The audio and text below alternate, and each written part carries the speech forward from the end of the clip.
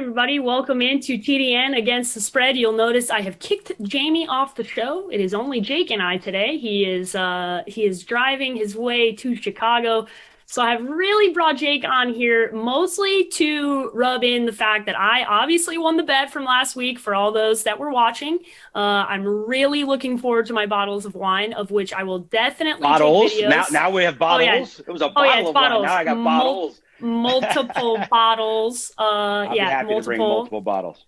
Very excited to enjoy that and my lovely lunch. But all jokes aside, very happy to be back. Lots of action to get into. Last week was one of the tougher weeks across the gambling space, across the fantasy space in general. So we want to start off with unfortunate news, Jake, because we saw such a gruesome injury to Dak Prescott and just how that is going to overall impact this season, obviously for the Dallas Cowboys, but more so just the NFL community, right? I think I saw so many athletes reaching out and posting about Dak who don't play, have never played with him, it was very, I can imagine those very calming in a way for him to see the landscape, respond in the way that it did. But this is a huge blow to this Dallas Cowboys team that's already had so many issues, Jake. So what is your long-term outlook now for this Dallas Cowboys team?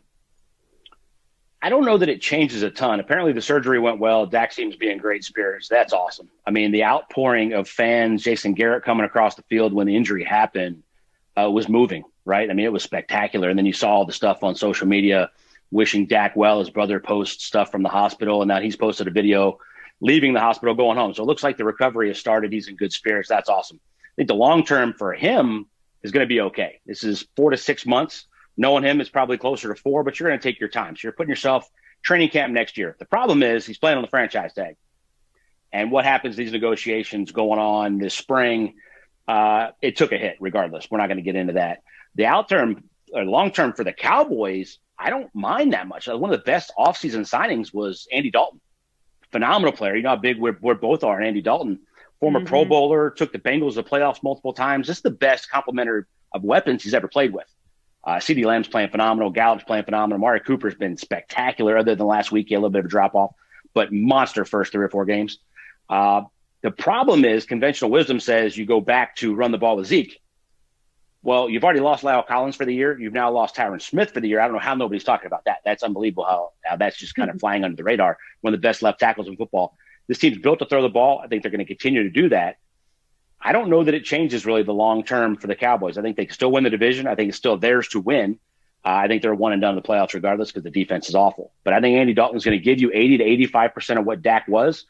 But Dak's such an unbelievable person. I think that's why you saw there's such positivity and the outpouring of support for him across all sports and really transcending sports to people that don't have anything to do with it. They were wishing him well because it's brutal. Nobody wants to see that.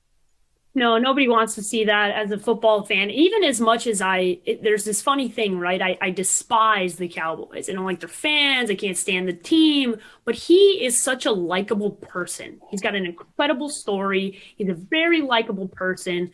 And I think you're seeing that across the NFL landscape. So the best wishes for Dak. I think the immediate impact football-wise, as Jake said, is man, what an understated, underrated offseason move to go out and get yourself Andy Dalton at the price that you did, because this is a guy that knows how to win. And the Cowboys' expectations each and every year are to go to win the Super Bowl.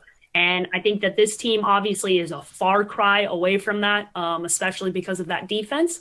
But at least they can compete because their division is garbage, right? So they've got a horrible division. This division is probably going to come down to 7-9. Dare I say a 6-10 team might make the playoffs in this division. It is so bad. And the Cowboys, as far as weapons go, right? As far as weapons go and star power goes, they're in a different hemisphere than most of the teams in this division, right? And there are already so many injuries like the Eagles, and you look at the Giants and all of the personnel that have had everything go down. And I know Dak went down, but Andy steps in with a really nice group of weapons, right? A really nice group of weapons. Everybody, trust me, Carson Wentz, He would love to be playing on that Dallas Cowboys team with all those weapons and that offensive line versus what he's got going in Philadelphia. Same could be said for Daniel Jones, and I would say in Washington as well. Nobody has this group, this personnel offensively that they do in Dallas. So it'll be interesting long term for Dak. We want him to get healthy. Get yourself healthy, get yourself in a position to play football again, and I have no doubt that that is absolutely going to happen.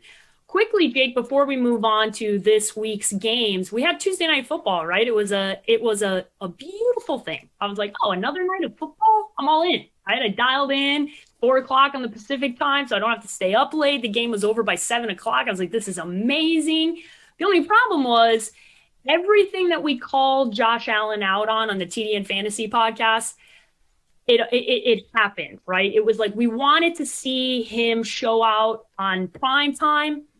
We didn't get that. We got bad Josh Allen in this game, and it wasn't it wasn't his worst performance by any means, but it was a bad performance. And this Titans team, who we questioned, Jake, I think that's where I'd like to go because I think this Buffalo team in general will be fine. They'll bounce back. They'll make adjustments. Josh Allen will return.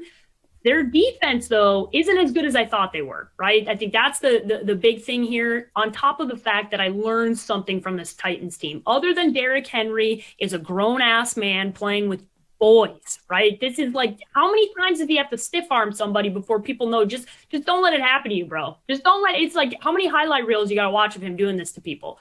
But, Jake, talk about Tennessee, because we questioned them coming in, and I think we learned a lot in this dismantling of this Buffalo team. I called them frauds coming in. I thought Buffalo would win this easily. I thought they'd win it big.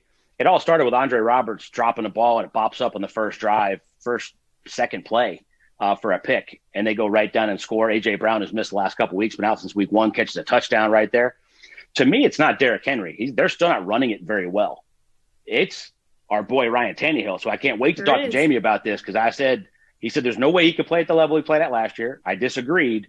He is playing at that level. Better. He must be better in this game. He was unbelievable. I mean, Jamie's argument was the numbers of efficiency were so high last year you can't keep it at that. But he is. And they're not running it. They're asking him to do more because they haven't got that running game going yet. Their defense has been god-awful, and they were pretty good in this game. Now, I don't want to overreact too much. John Brown and Trey White out for this game for the Bills makes a gigantic difference, because A.J. Brown's not having that game with Trey White out there. John Brown, really, really good last year, really solid this year. Cole Beasley was a little banged up, so they didn't have that complementary weapon. Josh Allen wasn't bad. He was just okay. But he's been playing MVP, right? So I learned that the Titans can rely on Randy Tannehill, and that was a really good offseason signing, locking him up for 5 years. It was big money, but that's their franchise, not Derrick Henry. He might be gone in 2 years. They can run it with other guys.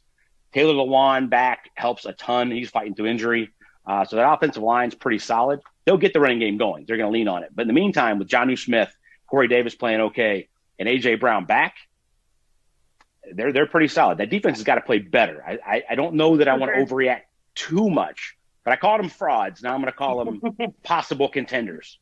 Yeah, I think that's fair, right? We're not going to overreact, but when you consider we were all putting, Buffalo in this category at the top of the AFC, right? And you're putting Josh Allen in the MVP conversation, and then you put an ass whooping on them like you did after. Oh, by the way, they haven't been able to practice together. Like, that's the whole crazy part of this, is that for the most part, they were not really participating in their normal activities for a long period of time, gearing up for this game. They had so many things going on outside.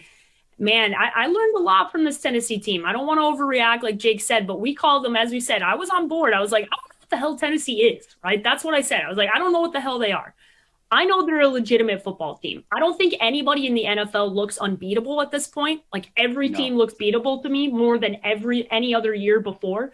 But I think this Tennessee team made it certain that I need to look at this team and go, okay, if Ryan Tannehill plays at this level, right, eventually Derrick Henry's going to get it going, right? And then you've got all these weapons, and the defense plays pretty good because Mike Vrabel knows what he's doing. It's a team that can mess around, and they did it to us last year. They have to play pretty good on defense. They were god-awful the first 3 weeks. Pretty good. Getting Adam Humphries back helps a ton, too, playing the slot. If they're going to have to rely on Tannehill, he needs a full complement of weapons. Humphreys will help that. If this defense could be eight, they were 21st last year, and we talked about them being great. They Yeah, were they weren't that great. bottom half in almost every Yeah. category. The thing that Vrabel's teams do really well is play complementary football. And when Tannehill's not turning over and he's playing that efficiently, and you can run it a little bit, they're going to be in a lot of games, and they win a lot of close games because Vrabel does a great job in that situational stuff, and they play that complementary football. So I'm going to call them possible contenders where I call them frauds. They showed me a lot, but I don't want to overreact to it. I think everybody should be in the possible contender category as of right now, as we head into week 6. I don't really know that there's a separating factor as of right now, with the exception of maybe the team playing the Tampa Bay Buccaneers with Aaron Rodgers, who's been pretty Their lights defense out. is not any good either, so we'll see. Yeah, And they still got. I think we'll learn a lot from that game, right? Like that's We one of will. the We will. marquee matchups of the weekend for certain, because I tend to agree with you as well. Let's kick things off with the underdog segment. Love it. Love to see it. You always want to root for the underdog. This is a really interesting one because when Jake initially looked at this line, right? So we're recording on a Thursday, you're looking and you're going, he's looking on a Wednesday. It changes so much. Earlier this week, it was at +3 for Chicago. It has now moved to a pick'em, right? So for all those counting at home, the people that are very smart and win a lot of money in Vegas, they hammered this line, right? They hammered this line, they moved it. Now it's a pick 'em. And if you can go find it somewhere where the Bears are plus the points, that is what Jake liked. It is now moved. It's now a pick 'em. So Jake, why did you look at this line and go, I like this for Chicago, going on the road to play a Carolina team who's played pretty well over the last couple of weeks? Yeah, when I looked on Tuesday, it was Bears +3. Yesterday afternoon, still Bears +3. By the time we're recording this, it's a pick 'em. So it got hammered with that early week because it's the one that jumped off the page, and you went, Speaking of frauds, yes, Yeah. the Panthers have won 3 straight. I like a lot of what they're doing. Teddy's playing really well. Robbie Anderson's become a nice complementary piece to DJ Moore. Mike Davis has been spectacular filling in for Christian McCaffrey. This defense plays hard, but there's 9 new starters, and they struggled early. I still don't know that I like it. And in this matchup, when you can run it all over that team early in the season, the Bears have to stick with that. But Montgomery was spectacular last week. He showed me a lot of shiftiness I didn't know that he had. I'm still not huge on this Bears offense, but I think they're okay enough with Nick Foles. Allen Robinson's a superstar. I'm starting to love Mooney. I love Montgomery. He's now healthy and looks healthy. His offensive line's okay. Foles will be okay. Jimmy Graham's nothing between the 20s, but he's still a monster in the red zone. Yeah. I think they have enough to get it done. I picked it 24-20 Bears. And if you flip that around, this Bears is like the Bears team is their own worst enemy as far as national conception because the defense has been so good for so long. Yeah. Number one, a couple years ago, they were better last year, but they were out there a lot more because the offense wasn't as good. Number one on third down, number one in the red zone. All the things that Carolina's been taking advantage of in some bad matchups, I don't see that happening in this game. I don't think they're going to be like Justin Sly, their kicker, is going to be a really good fantasy matchup because I think they'll get down there close, but I don't think they're scoring in the red zone. You got to convert third downs in the NFL to be any good. Chicago's number one in the league at stopping that. I just think it's a really good matchup for the Bears. And normally the home team's going to get 3 points. For this to be a pick 'em, you're really saying you like the Bears by 3 on a neutral field. They're all neutral fields at this point. There's no fans that matter. Yes, the travel plays a little bit of a factor, but you have a veteran team. This one jumped off the page. And even at the pick 'em, I still like it, but it was my underdog of the week, and it was easy when I looked at it Tuesday and Wednesday. Yeah, I think especially the travel plays less of a factor when you're talking about it's not they had a stretch. They played on Thursday, so they had an extra couple days to get adjusted. It's less of an adjustment for them making the move, and it's not a big travel for the Chicago Bears organization.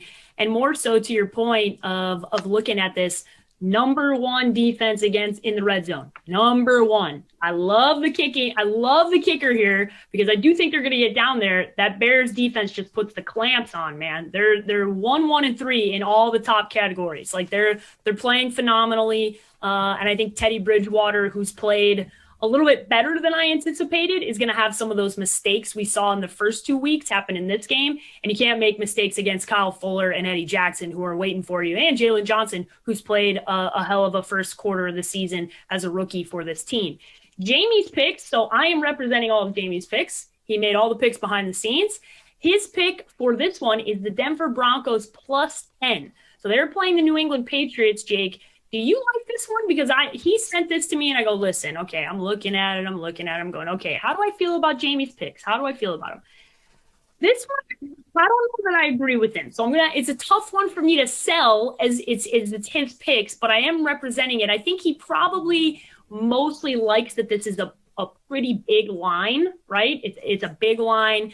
This New England Patriots team is hard to evaluate because you've had a game without Cam and you don't really know what this defense is. And you saw some good moments against the Chiefs, obviously, and what they did against Patrick Mahomes. But this is a weird team, right? This is a weird team. So I understand the logic. I just don't necessarily know. I think I would put this in my stay away if I was doing this. Jake, what do you think? I don't like it. I got the Patriots 28-17. Cam's back. Okay. So I got him covering the 10. Denver has nothing left. I like Yeah. Vic. You know that. Vic plays good defense, but they're just outmatched. I think New England's going to run the ball. They're going to control the clock, but flip the script. What is this extremely young offense in Denver going to do against Belichick's defense? Yeah. With extra time here because they didn't play last week. So, Probably nothing. I got no faith that Denver moves the ball at all, that they score. So even if it's 13-3, you still are pushing this. It's not going to be that. It's the NFL, and everybody's kind of lighting it up. I have no faith in what Denver has left. Melvin Gordon with a DUI the other night. They don't know. He got suspended from practice. Don't know if he's going to play. Lindsey's still banged up. I love Royce Freeman. He's kind of like this hidden dude that somebody should trade for before the deadline because the dude can flat play. They don't want to lose him because he's cheap. I think Cam bounces back.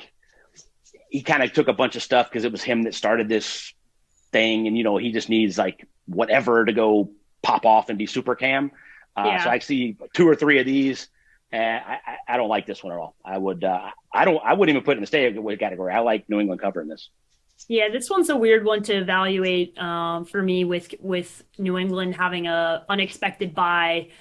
They've had some issues. Julian Edelman is on the questionable list every week and ends up playing, which is frustrating to watch as a fantasy roster owner of Julian Edelman. But I'm with Jake. I tend to lean that this one screams or smells to me of a New England kind of ass whooping potentially, because this Denver Broncos team doesn't have a whole lot at this point. So Jamie, you're not here to represent yourself. So guess what? We'll get the dunk on you, buddy. Sorry, pal. It's been a great joy to make fun of your pick for the last 5 minutes. All right, the stay away of the week.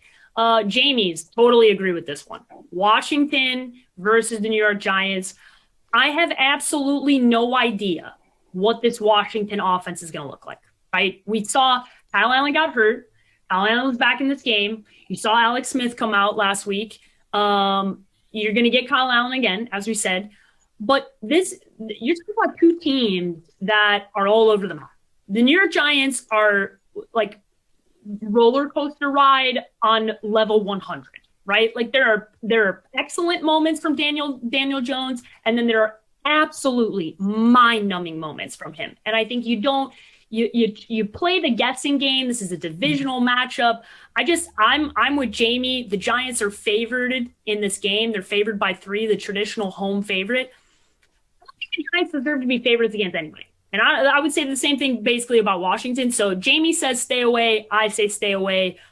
Jake, you have the Arizona Cardinals and Dallas Cowboys on Monday Night Football as your stay away. So first, quick reaction to Jamie's stay away, and then tell me why you are absolutely not having any of Kyler Murray's return to Texas to play in Jerry Stadium against Andy, the Red Rifle Dalton. So I like Jamie's. I can say stay away on that. I'm going to take the Giants 23-17 because I don't know what I'm getting from this offense. If it's not Dwayne Haskins, then I think Terry McLaurin, their young star receivers, out of this game. Gibson's getting better, but he's not there yet. They can't rely on that. The Giants' defense has been okay at times. Now, last week is the first thing we have in our mind, but that's the Cowboys' offense with Dak for 3 quarters. They lit it up, but they were in that game.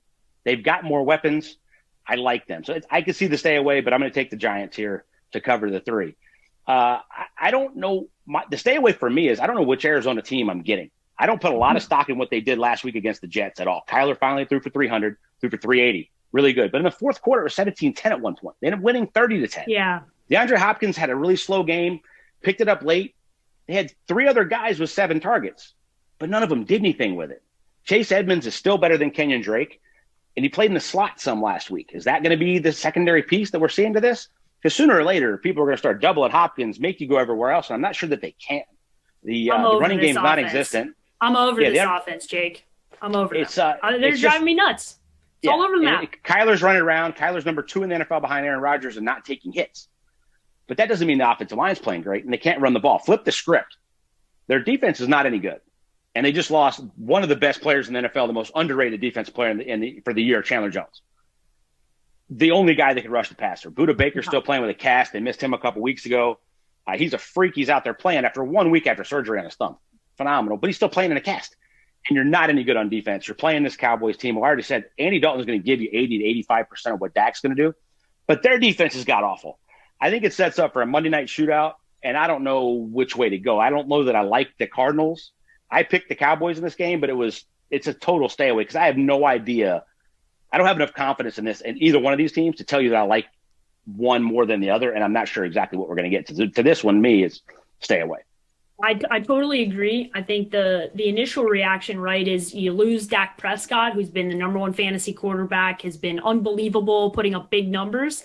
But I think there's a misconception about Andy Dalton, right? I really evaluate this, and I know that they're totally different quarterbacks, right? But I think as far as system and what they're going to be able to do and what Andy can do and what his strengths are, I think he's going to be just fine. Like, I think I don't. He showed you that last week. Yeah, he came in and went 9 for 11, lit it up. Like you saw it last week. So to question what you're going to get with another week of preparation, another week in this offense, now you're the guy. By the way, the Arizona Cardinals defense isn't any better than the Giants. No, and they lost especially without Chandler Jones. Right, for sure. I think it's borderline to me where you look at this line where the Cardinals are favored and you go, yeah, that. They don't deserve that. It's coming off of a victory against the New York Jets where, if you box score scouted the game, it was a good game for the offense and Kyler Murray. But if you actually watched the game, there were still a lot of mistakes. There were 2 way overthrows by Kyler Murray where if the Jets had anybody in their secondary that was worth looking at, they picked those off, right? I think which is his miss, and he's done it every week. And as Jamie said last week or the other day on our TDN Fantasy Show, Joe Flacco lit this defense up. Yes, he did. The last time I checked, the Cowboys have a lot better weapons than the Jets. Look, to me, it 100% comes down to which Kyler Murray do we get. Yep. You look at the box score and the flashy stuff, it looks great. You break it down and you get inside of that, it hasn't been that good. And you just talk about the 2 overthrows. That's every game. Now, this Cowboys defense is awful. But to me, it's which Kyler Murray do we get? Does he step up in prime time in his hometown? I can see that happening. It's all that points to me is I can't tell you what's going to happen, so stay away. Yeah, it's a tough one to evaluate, so stay away. And I would even say I'm venturing towards the Cowboys if you're giving me points when they're at home against this Arizona Cardinals team. All right, moving on. Over under. This is my favorite because I like when people are able to pick against the point spread, right? So in this one, Baltimore at Philadelphia. Baltimore's a touchdown and some against the Philadelphia Eagles. The over is 47.5. Jamie is taking the over. I think I know why he's taking the over. Baltimore's defense is not elite. They're good, but they're not elite. They've given up points. You've seen it. This Philadelphia team, right? Like, I don't like, are they going to stop Baltimore? Like, Lamar hasn't been excellent, but this kind of feels like this could be the game where it's the Lamar show, right? Like, I could see that happening. So I kind of like this one. I'm with Jamie. I think 47.5 is low, especially this season where, man, most teams are just putting up points week in and week out. And Philadelphia's secondary is Philadelphia's defense isn't very good. Their offense isn't much better. They just have Carson Wentz. But I think, Baltimore could probably put up 30 points on their own, right? And I think that's probably what ends up happening in this one. Jake, do you agree with Jamie's pick, the over? Barely. The under on the early game, the over on the early game so far is hitting it like a crazy number. Yeah. Philly's going to fight you to the end. Carson Wentz is going to battle to the end. You're seeing a similar defense in what you saw last week in Pittsburgh with Baltimore. They're going to blitz like crazy. Problem is Marlon Humphrey's going to take out either Fulgham or Ward. Yeah, Fulgham Awards, what I'm talking about. The 16 guys they had in training camp for receivers, that's the ones that they're leaning on now. Zach Ertz has been non-existent. I'm a little bit worried about Philly scoring enough here. And for Baltimore to score enough, Lamar's going to have to be able to run, and I don't know that he's healthy enough to do it, but he's really going to have to throw. Philly stops the run pretty well. Their back end is still awful. You can throw it all over them.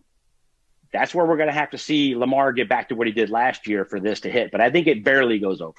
I don't think but there's nobody playing good enough defense early in the season. No, no, and I think that's why he looked at a total that was under 50 and went, yeah, that smells like it could hit. So Jamie's going over on that.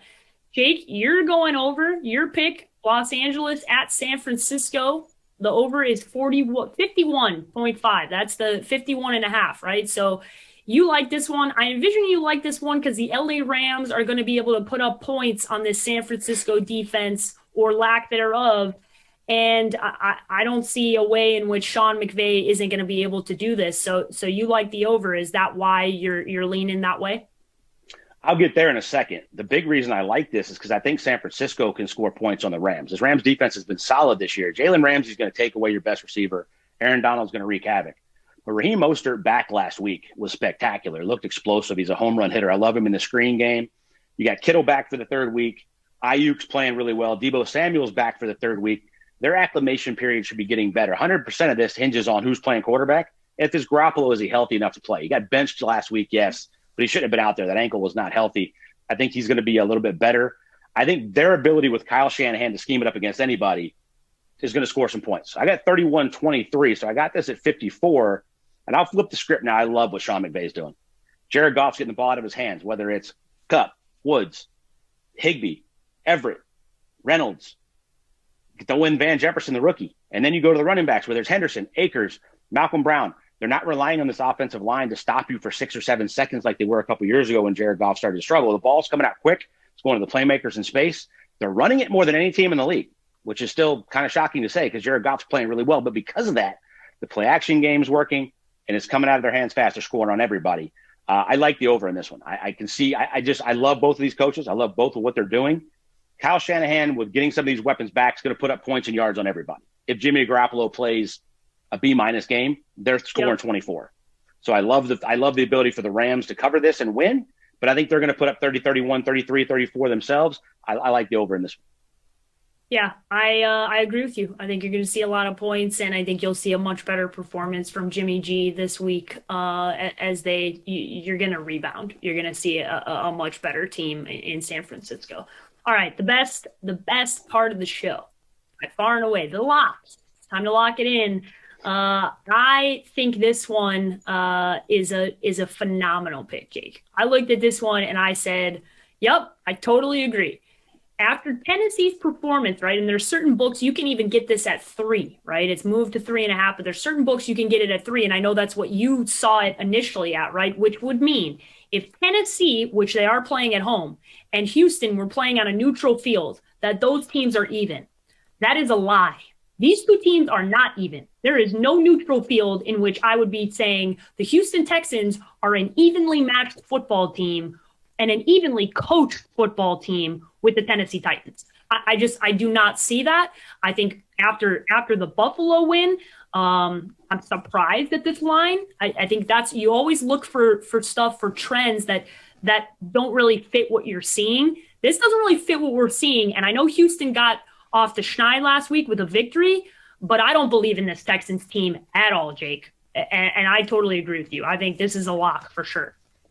This is the other one that jumped off the page at me when I was looking at the Bears line and saw them dogs in that one and went, this 3, not 13, 3. Yeah. Look, I've seen nothing from Houston. They don't run it very well. David Johnson was okay last week. Deshaun Watson's numbers were good, but he threw 2 picks. He still doesn't look like he knows what's going on. Tennessee gets very exotic with what they do defensively. They're going to throw a million different looks at him. But let's talk about how bad their defense is. This is the week Derrick Henry goes off.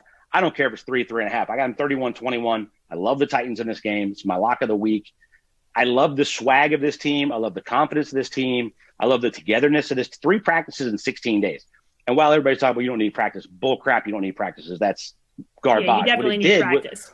What it did was allow them to come together and play with desperation with this us against the world kind of thing, which they already have with Vrabel anyway. But I love that. The Texans got their 1 week boost from firing Billy O. They played well. They won. They're not any good. I don't like the weapons. I don't like how they're using the weapons. David Johnson's still not involved in the passing game. Deshaun Watson still doesn't look like he knows what's going on. Their defense is awful. Love this one. Love this as the lock of the week. Yeah, I'm shocked at this line because the neutral field thing, taking that out of the equation and going, these are evenly matched football teams. I don't know what football you're watching. I don't know what the hell you're watching from the Texans at any point this season that has said, yes, this is a team that is evenly matched with the Tennessee Titans. At any part, in any aspect, offensively, defensively, special teams, and most importantly, the way they're being coached and the way that this team is rallied around. And love seeing our boy Will Compton. He's out there, he's moving around, and he's part of the rally for the boys. They're rallying around him and Taylor Lewan and the whole squad. And man, they got something going on there with Mike Vrabel, who kind of has this underdog-esque mentality, and it's working. So I'm totally in agreement with you. Jamie has 2 locks here, right? Jamie has 2 locks. He likes the LA Rams -3.5. So we just talked about that game against San Francisco. So 2 things in that game. Jake likes the over. Jamie likes the Rams in that one to lock in at 3.5. He also likes the Miami Dolphins -9.5. That is a big point spread against the New York Jets, right? The Miami Dolphins have shown us a lot. Before we get into the Miami game, Jake, I'll have us break down the LA Rams game. So I'm a little, I don't know. These ones, I'm more confident, I feel like, in the LA Rams one than I am in the Miami one. But then I started to really look at the Jets and go, yeah, no, Miami deserves to be 9.5 point favorites. Yeah, that's accurate. So are you confident in this LA Rams game that you just said you like the over in? You said there's a lot of points. So do you agree with Jamie that you lock in -3.5 here? Yeah, I looked at this one hard. I almost threw it out there as a lock as well. At 31-23 for all the reasons I just said.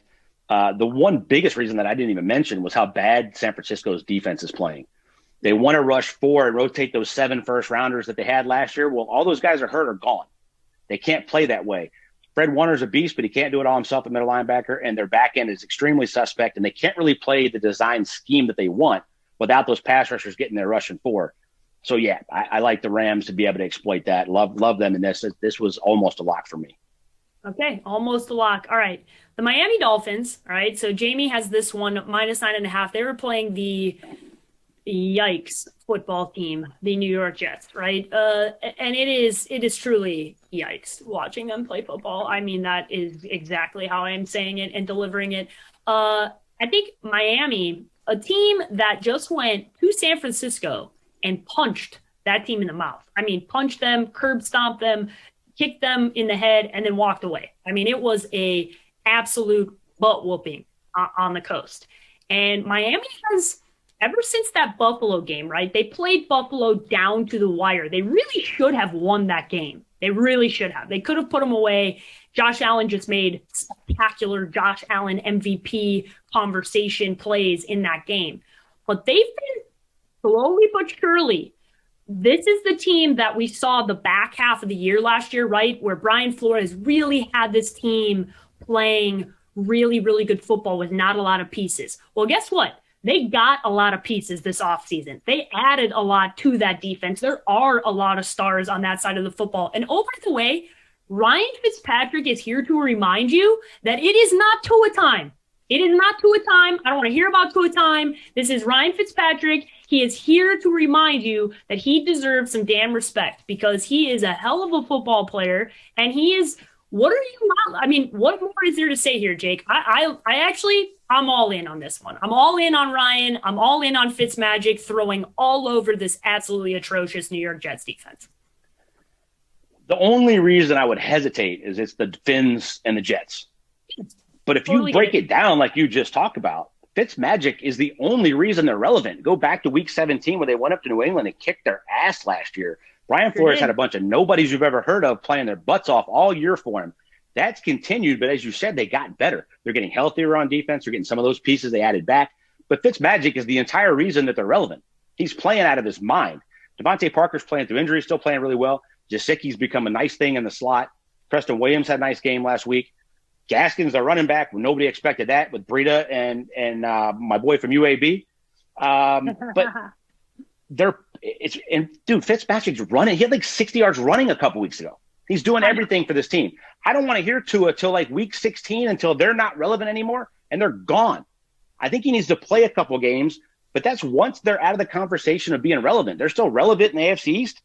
The Jets, Greg Williams is going to blitz like crazy, which is going to allow them to get lit up. It happened. They played pretty good last week against Arizona till the fourth quarter. The dam broke. But Fitzmagic sees the field a lot better than Kyler Murray does. He has pretty much the same weapons. Devontae Parker's not Hopkins, but I think I like their complementary pieces as much or better. I like their ability to score in this. I got them covering that as well, 31-17. Like I said, the only reason I wouldn't is because it's still the Dolphins and the Jets. But if you really look at it, there's really no reason not to like this. Nobody thought you would say the Fins by 9.5 at any point last year or for the first couple weeks this season, right? All right, Jake, I totally agree, right? We're all in on the Miami Dolphins minus 9.5 because of Fitzmagic and mostly because I love what this defense has been doing. I love what this defense has been able to accomplish. A 43-17 butt whooping in San Francisco last week. I understand it's Fins Jets. I understand what you've seen in the past. But this team is a talented team now, right? They're not playing above their weight belt like they were last year. They've got pieces on defense that are healthy and making plays. And this Jets team is in a usual spot, very bad. This is all-time bad, right? Like this is an all-time bad football team, an all-time bad coach team. And I think you got to look at this 9.5 that Jamie likes. And we we lock it in here. We're all in on this Miami Dolphins team. But Jake, we've reached the end of the show. 2-minute warning. I will let you start. Okay, you get 1 minute, your final thoughts as we head into week 6 of football in the NFL. So the lack of defense has been absolutely shocking to me so far this year. I don't know that it can continue when the weather starts changing. We talk about the running game. I don't know that how many of these teams that are the top of the power rankings right now are going to stay there with their absolute historic bad play on defense. There's a couple teams that I think as the season goes on, you're really going to like. And that's the teams that have an offense and a defense. The Pittsburgh Steelers offense is finding themselves as they go. Ben's playing really well. I think he's going to get more adjusted to what they're trying to do, trying to figure out how they want to use those weapons. And that defense, while they got lit up last week, is going to continue to be one of the top defenses in the league. The Buccaneers defense, I think, is going to continue to be dominant. They're going to lose Vita Vea. Is going to be a huge loss. We'll see how they do against the Packers this week. But that offense should continue to get better throughout the season as well as they get all their weapons back. Somebody's going to have to step up and be a complementary team when the weather changes, when it becomes playoff time, or it's going to be a really interesting Big 12 type of year in the NFL. No Big 12, I say. This sets me up very well for, if you haven't been paying attention, you know who has been playing really good defense? Chicago Bears, baby. Okay, top 5 in every category that matters. And guess what? It's time for Matt Nagy to buy in to David Montgomery this week against this Carolina team that cannot handle the running game at all whatsoever. This is that time. It's that time where things are starting to change. And Jake brings up the good point. The teams he mentioned, if the Chicago team can play defense at the level that they are playing at, and you can get a halfway decent version of Nick Foles, I'm not going to turn over the ball Nick Foles, I'm going to be all in on this team. So go show it to me in Carolina. Big Ben, I want to see that. I want to see everything across the board. I want to see defense, guys. I want to see defense. This is a girl who loves her defense.